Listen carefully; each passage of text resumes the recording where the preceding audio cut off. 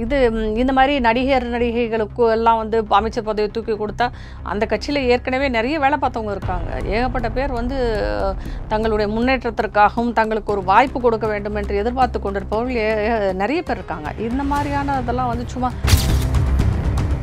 எல்முருகனிடம் தனிப்பட்ட முறையில் அவங்களுக்கு நட்பு கூட இருக்கலாம். அதை வந்து கொச்சைப்படுத்தி பேசுகிறதெல்லாம் நான் பார்த்துட்டு தான் இருக்கேன். ஆனால் அது தவறு. அது ஏன்னா அவர் ஒரு பெண், குழந்தைகளுக்கு தாய், கணவனை இப்போ கொஞ்ச நாளைக்கு முன்னாடி தான் இழந்தாங்க. ஏன் வந்து ஒரு நட்பு பாராட்டக்கூடாது என்பதுதான் என்னுடைய கேள்வி கூட. திமுகவில் நடிகைகள் இல்லையா, அதிமுகவில் இல்லையா, எல்லாரும் போய் சேர்றாங்க. அது மாதிரி தான் இது ஒரு சாதாரண நிகழ்வாகத்தான் நான் பார்க்கிறேன். அமித்ஷா அப்படி என்ன சொன்னார்? நாங்கள் தமிழகத்தில் ஆட்சியை பிடிப்போம்ன்றாரு. அதில் என்ன தவறு இருக்குது? நீங்கள் சொல்கிறத அவரும் சொல்கிறாரு. அவர் ஆட்சியை பிடிக்கிறோன்னு சொன்னால் நீங்கள் உடனே அதை முட்டாள்னு சொல்கிறீங்களே. நீங்கள் யார் அதை சொல்கிறதுக்கு? முட்டாள்னு சொல்கிறதுக்கு இவங்க தான் முட்டாளாக இருக்க முடியும்.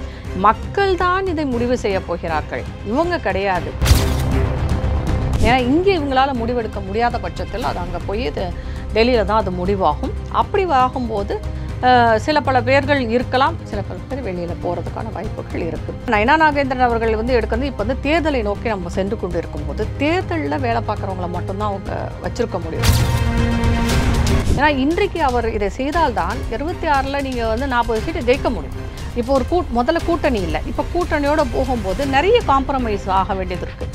அந்த கூட்டணி கட்சியினரோடு ஒத்து போகிற மனநிலை உள்ளவங்களும் வேணும். அவங்களோட உரசல்களோடு இருப்பவர்களை வைத்துக்கொள்ள முடியாது.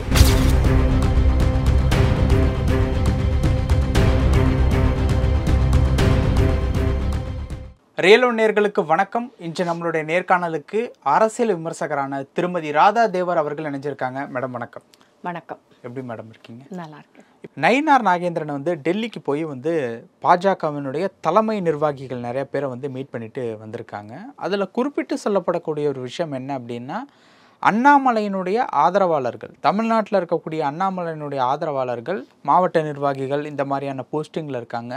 அவங்கள நீக்கிறது, இல்லை அவங்கள நீக்கிட்டு புதிய நிர்வாகிகளை நியமிக்கிறது, இந்த மாதிரியான விஷயங்கள் பண்ணோம் அப்படின்னா கட்சிக்குள்ளே வந்து சில சலசலப்புகள் ஏற்படுவதற்கு வாய்ப்பு இருக்குது அப்படிங்கிற மாதிரியான விஷயங்கள் வந்து கேள்விப்பட முடியுது. ஸோ பிஜேபியில் தற்பொழுது அண்ணாமலையினுடைய ஆதரவாளர்கள் புதுசாக தலைவராக வந்திருக்கக்கூடிய நயினார் நாகேந்திரன், இவங்களுக்குள்ளே ஏதாவது முரண் ஏற்படுற மாதிரியான விஷயங்கள் வெளியிலேருந்து பார்க்கும்போது தென்படுது. எப்படி பார்க்குறீங்க? இது எப்பயுமே நடக்கிறது தான். ஒரு தலைவர் போய் இன்னொரு தலைவர் வரும்பொழுது இவருடைய பார்வை வேறதாக இருக்கும், அவருடைய பார்வை வேறதாக இருக்கும். அப்போ அந்த தலைவருக்கிட நெருக்கமாக இருந்தவங்க சில பேர் தகுதி இல்லாமல் இருக்கலாம், தகுதியாகவும் இருக்கலாம்.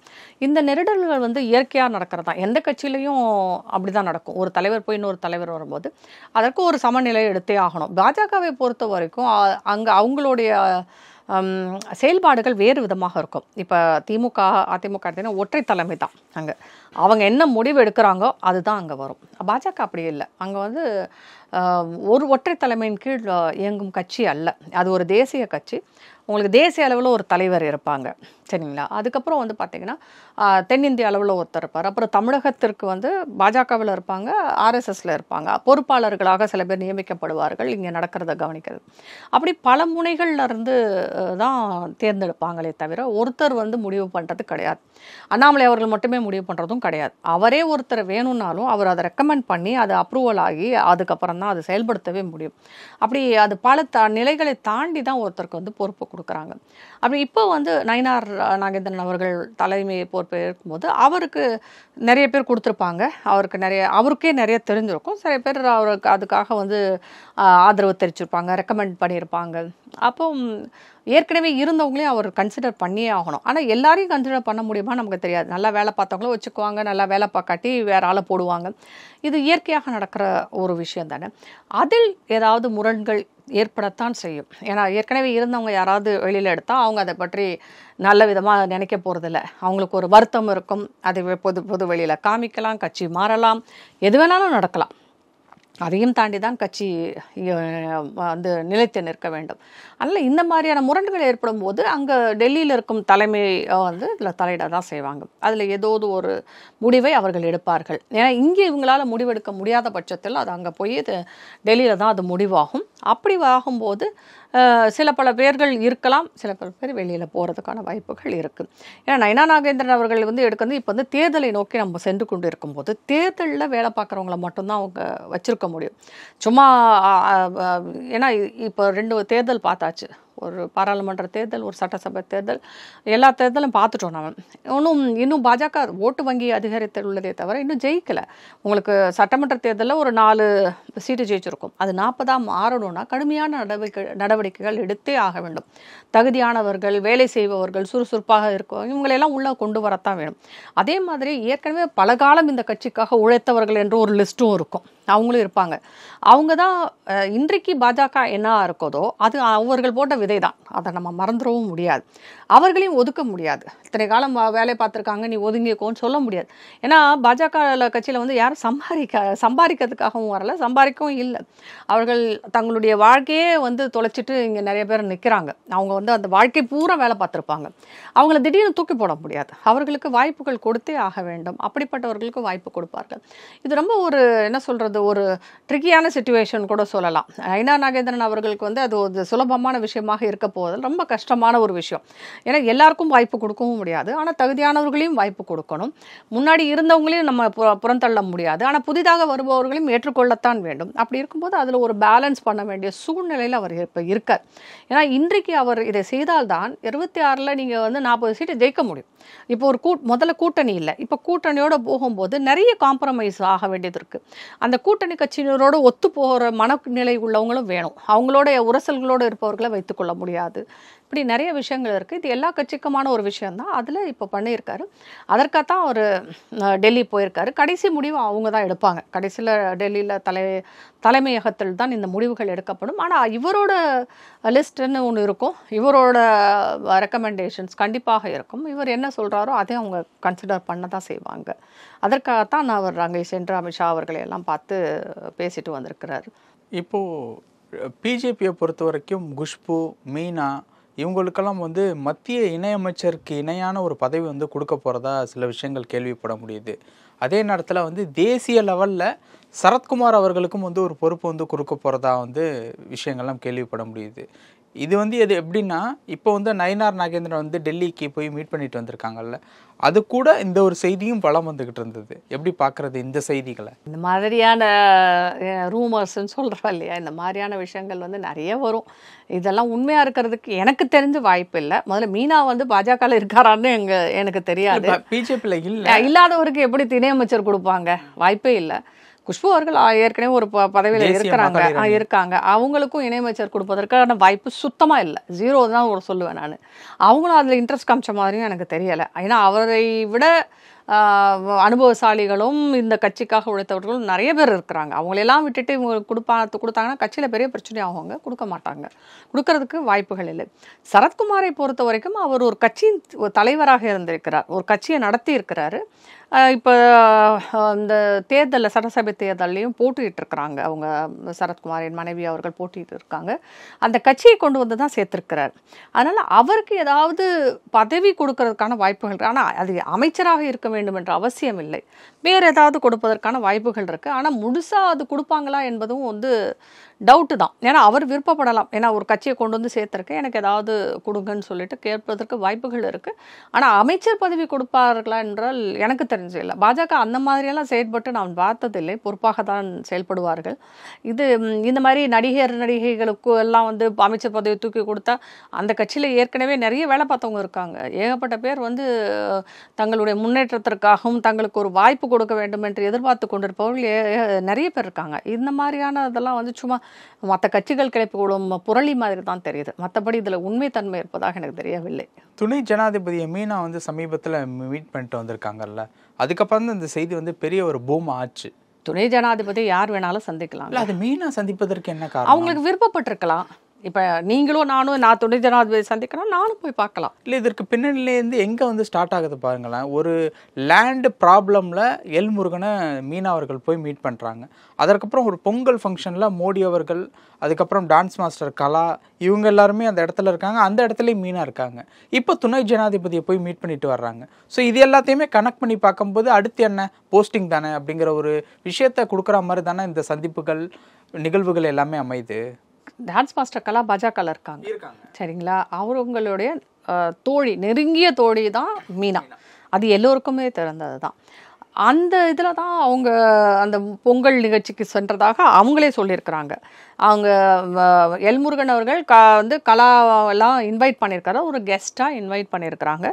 அப்படி போகும்போது ஒருவேளை மீனாவுக்கு பாஜக மேல் ஒரு ஈர்ப்பு இருக்கலாம், பாஜகவில் வந்து ஒரு அந்த அந்த ஈர்ப்புக்காக வந்து கூட வந்திருக்கலாம். அது மோடியை பார்க்கணும்னு சொன்னால் யார் வேணாலும் ஆசைப்படுவாங்க.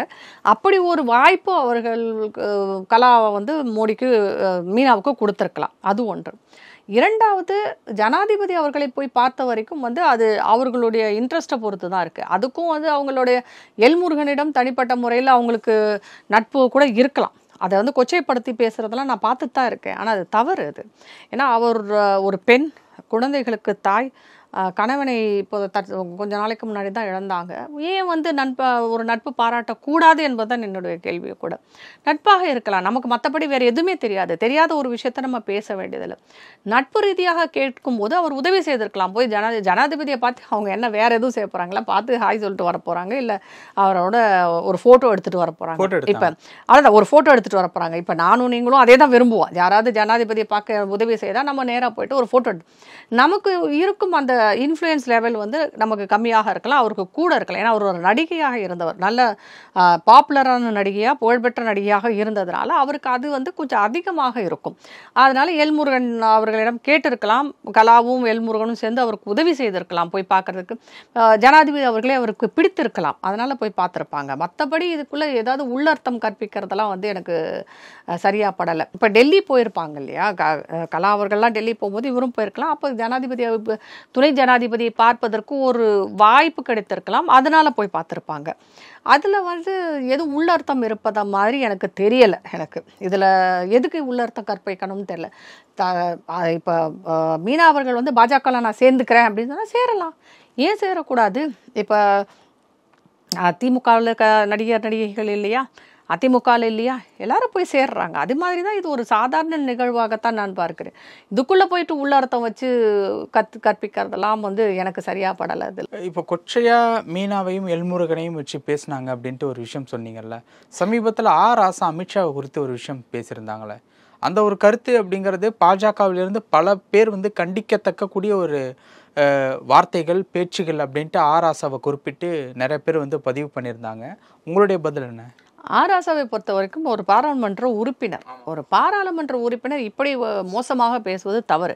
அவர் பல முறை இந்த தவறை செய்திருக்கிறார். பல முறை வந்து பல பேரை, மோடியெல்லாம் நிறைய பேசியிருக்கிறார், அவர் அமித்ஷாவே பேசியிருக்கிறார், எல்லாரும் இப்போ அமித்ஷாவை தான் பேசியிருக்கிறார். அவர் நிறைய, அதாவது ஒரு வயதுக்கு ஒன்றும் மரியாதை கொடுக்கணும், அப்படி இல்லை அவரோட பதவிக்கு மரியாதை கொடுக்கணும், ஒரு பொறுப்புக்கு மரியாதை, எதுவுமே கொடுக்க மாட்டேங்கிறாரு.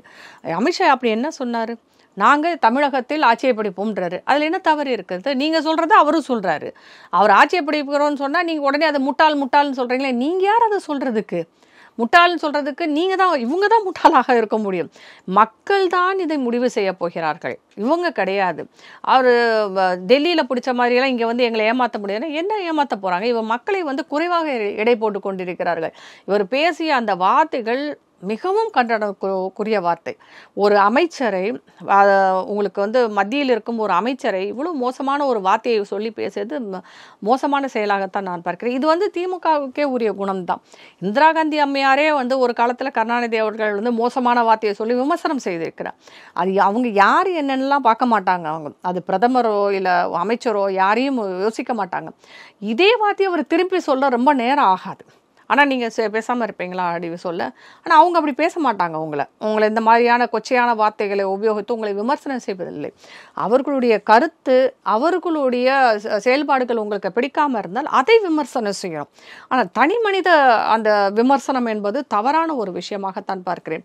நீங்கள் சொன்ன மீனா விஷயத்திலும் சரி, இல்லை நம்மளுடைய அமித்ஷா அவர்களின் விஷயத்திலும் சரி, அதைத்தான் திமுக பண்ணுறாங்க. தனி மனித தாக்குதல், தனி மனித விமர்சனம், அவங்களோட கேரக்டரை வந்து அவங்களோட நடத்தியை விமர்சனம் செய்வது. பெண்களாக இருந்தால் நடத்தியை ரொம்ப மோசமாக விமர்சனம் செய்கிறாங்க. ஆண்களாக இருந்தால் அவர்களுடைய தகுதியை வந்து அவர்களுடைய தனிப்பட்ட வாழ்க்கையை விமர்சனம் செய்கிறார்கள். மோடி அவர்களை இவர்கள் செய்யாத தனிப்பட்ட வாழ்க்கை முறை, அவருடைய தனிப்பட்ட வாழ்க்கையை எவ்வளோ கேவலமாக பேச முடியுமோ அவ்வளோ கேவலமாகலாம் பேசியிருக்காங்க திமுகவினர். அவர்களுடைய இதுதான், இப்படியெல்லாம் பேசினா அவங்க அடங்கிடுவாங்கன்னு நினைக்கிறாங்க. அதுக்கெல்லாம் அடங்குறவரா அமித்ஷா? யாருக்குமே பிடிக்கல. அது அவர் அதை உணர்ந்து அவர் மன்னிப்பு கேட்டால் நல்லது. அப்படி இல்லாட்டி இந்த கட்சி இப்படித்தான், இவ்வளோ கேவலமாக தான் பேசுவாங்க, இவ்வளோ மோசமாக தான் பேசுவாங்க, இவ்வளோ அசிங்கமாக தான் பேசுவாங்கன்னு சொல்லிட்டு நம்ம அவங்களை புறந்தள்ளி விடுவது தான் நமக்கு நல்லது என்று நினைக்கிறேன். ஆனால் அவர் பேசியது எதுவும் தமிழர்களின் செயல்பாடு அல்ல, தமிழர்களை குறிப்பதும் அல்ல, தமிழர்களின் பிரதிநிதியாக அவர் பேசவில்லை. அதில் வந்து நான் உறுதியாக இருக்கேன். தமிழர்கள் அப்படி பேச மாட்டாங்க. எப்பயுமே நாம் வந்து விருந்தாளிகளுக்கு, விருந்தினருக்கோ இல்லை மற்றவர்களுக்கோ மரியாதை கொடுக்கும் ஒரு சமூகத்தை சேர்ந்தவர்கள் நாம். இவங்க திராவிடர்கள் மட்டும்தான் இந்த மாதிரிலாம் பேசிகிட்டு இருக்கிறாங்க. திராவிட கட்சியை சேர்ந்தவர்கள். ஆராசா ஒரு திராவிட கட்சியை சேர்ந்தவர் என்ற முறையில் அந்த மாதிரி கேவலமாக பேசிகிட்டு இருக்கிறாரு. அதற்கும் தமிழகத்திற்கும் தமிழர்களுக்கும் எந்த சம்பந்தமும் இல்லை. பல விஷயங்கள் பகிர்ந்திருக்கீங்க. நேரத்துக்கு ரொம்ப நன்றி. நன்றி.